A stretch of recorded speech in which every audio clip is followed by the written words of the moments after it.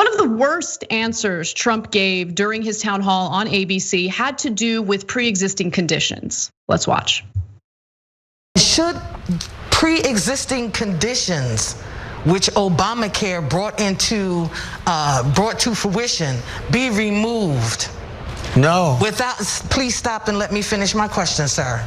Should that be removed within a 36 to 72 hour period without my medication? I will be dead. And I want to know what it is that you're going to do to assure that people like me who work hard, we do everything we're supposed to do, can stay insured. It's not my fault that I was born with this disease.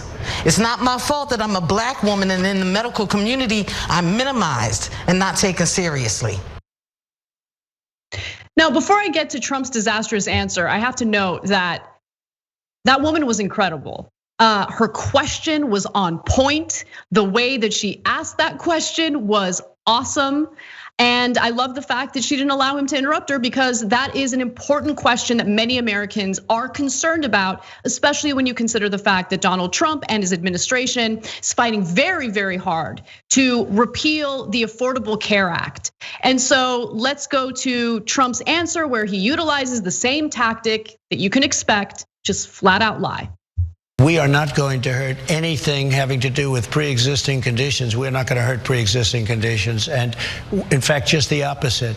If you look at what they want to do, where they have socialized medicine, they will get rid of pre-existing conditions. If they go into Medicare for All, which is socialized medicine, and you can forget about your doctors and your plans, just like you could forget under President Obama. What we're doing is we're going to be doing a health care plan, pre-existing, protecting people with pre-existing conditions. As an example, yourself, it sounds like that's exactly perfect. That's exactly what we're talking about. We're going to be doing a health care plan very strongly and protect people with pre-existing conditions. Donald Trump has been in office for more than 3.5 years. He has the power to get congressional lawmakers to pass what he believes would be a better healthcare plan compared to the Affordable Care Act. But we haven't seen Republicans, or the Trump administration specifically, propose anything to replace Obamacare with. And luckily, George Stephanopoulos did call Trump out on that. Let's take a look at that video. I just have to stop you there, because it's just on a couple of points. Number one, Joe Biden has ran against Medicare for All in the primaries, but much more importantly, Obamacare guaranteed people with pre-existing conditions could buy insurance, guaranteed they could buy it at the same price as everyone else, guaranteed a package of essential benefits, guaranteed that insurance companies couldn't put a lifetime limit on those benefits. You fought to repeal Obamacare. You are arguing. Well, I essentially did. You're arguing in the Supreme Court right now to strike it down. That would do away with pre-existing conditions. So that we can do new health care. But you've been promising a new health care plan. I interviewed you in June of last year. You said the health care plan would come in 2 weeks. You told Chris Wallace that this summer it would come in 3 weeks. You promised an executive order on pre-existing. I have it already. But you've been trying to strike down pre-existing conditions. I have it already, and it's a much better plan. We have run it really well. But we also have now if you go Department of Labor, our great secretary, as you know, and you know him well. I have it already.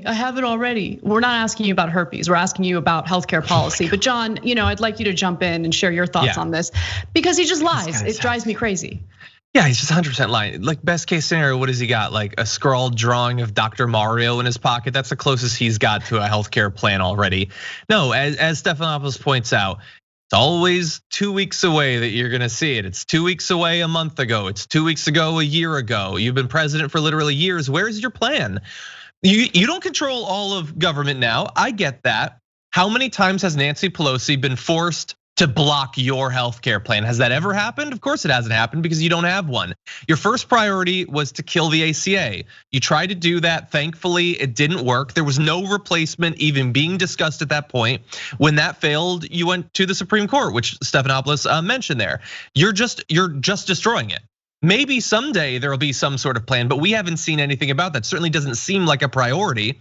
The Democrats at least did put those protections in. And how many people watching this think that if Obama had failed to pass the ACA back more than a decade ago, and then like, I don't know, Romney had become president, that he would have prioritized it. Like, who actually thinks that at this point?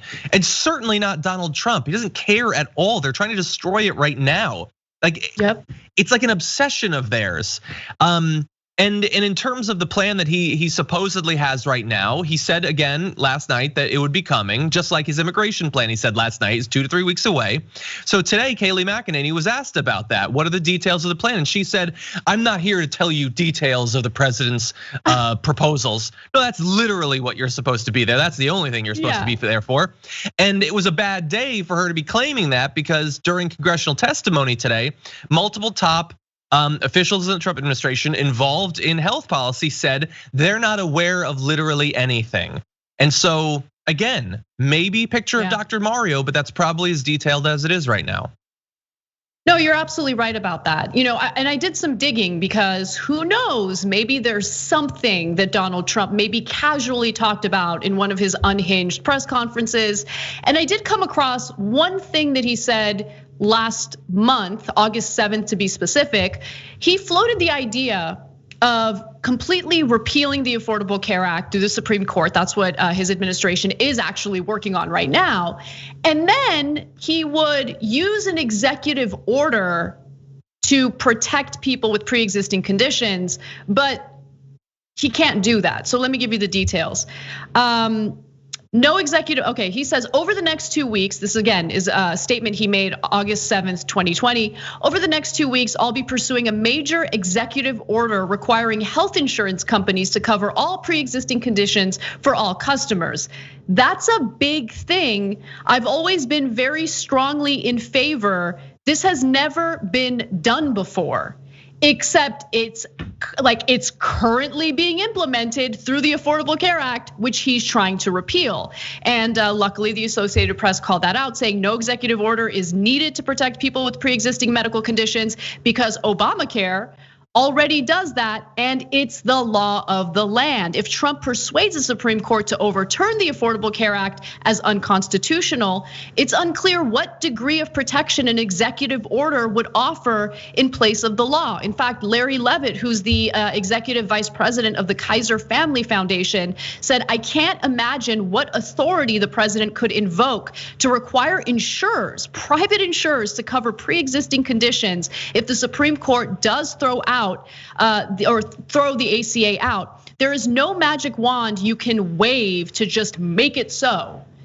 So but he doesn't care. I mean, he has bragged about executive orders that did nothing. For instance, he had bragged that he passed an executive order to lower the cost of prescription drugs for Medicare recipients. Did that actually happen? No. Did he enforce it? No. Did it mean anything? No.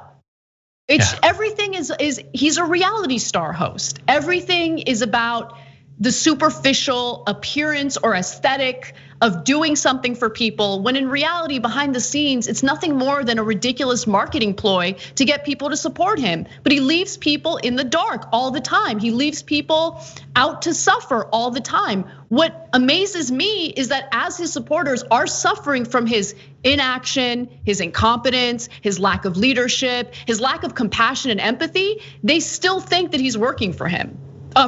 And he's just not. It's amazing.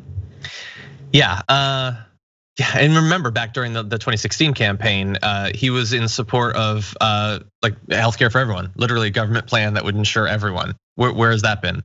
He's only been president for 3 years. I guess he's gonna get around to it sometime. And I love that it's gonna be for the first time. It's gonna be protected when it's already been done. It's like him passing veterans' choice, which he didn't do. It was the previous president. It's kind of a cool way to live your life, to just take everyone's accomplishments for your own and then claim that you're great to have thought of it. Like I know I'm already busy, I've got a show, The Damage Report, but I really wanna start a show that does like deep dives into particular areas of policy. And so I'm gonna do that. I'm gonna call it No Filter. It's never been done before on TYT Network. It's gonna be mine. Somebody had to do it someday, so I'm gonna do it. You're welcome, America. You know what? I'm gonna pass a Kasparian order that indicates that the Damage Report is actually a show hosted by me and not by a man named John Iadarola. Anyway, Michelle. Michelle from our comment section, members comment section, and you can become a member by going to tyt.com/join. Michelle writes in and says, Trump supporters are already attacking the woman who asked the question during the town hall, calling her rude. Trying to finish your question is not being rude. And I agree. I think that she asked the type of question that so many Americans want to ask, want the answer to. And I give her a tremendous amount of credit because I agree, there is some level of courage that you need to have in order to stand up to Trump publicly because his base is vicious. Thanks for watching The Young Turks, really appreciate it. Another way to show support is through YouTube memberships. You'll get to interact with us more. There's live chat emojis, badges. You've got emojis of me, Anna, John, JR. So those are super fun. But you also get playback of our exclusive member-only shows and specials right after they air. So all of that, all you gotta do is click that join button right underneath the video. Thank you.